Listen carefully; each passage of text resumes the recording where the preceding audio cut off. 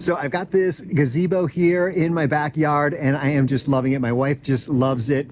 And let me tell you all about it. So we hired some folks to put this together and it took 4 people 4 hours. One of them was pretty much reading the instructions the whole time and directing the rest of the crew to put this together. But it is really high quality, definitely liking it. There's just one thing that isn't so great. So let me talk about the entire experience here. It does have a metal roof. It's pretty much wood and metal, not much plastic here.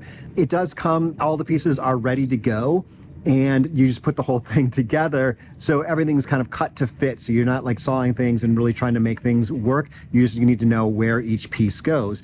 The roof is metal, so when it is raining, it's pretty loud underneath. So if you like that kind of sound of rain, that's a great thing. If you don't, then it gets a little bit loud.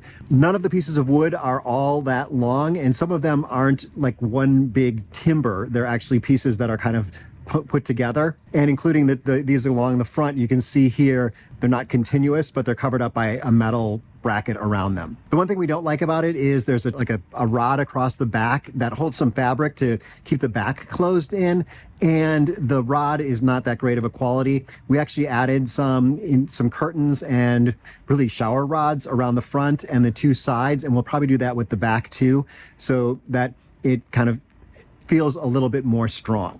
But it's cool. I like the way the curtains work in the back. You can tie them off against each of the corners and you can also zip them down the center. There was like a shelf and a couple of things for the 2 sides, but we decided we wanted that space open. So it has been wonderful. It is a 10 by 12, and that's about the size of the roof. Underneath, you can fit chairs for 4 people. So it's been a wonderful place to have like a fire pit and just have some friends over drinking wine. So if you're thinking about this, I would give it 2 thumbs up. Just be prepared to spend some time putting it together.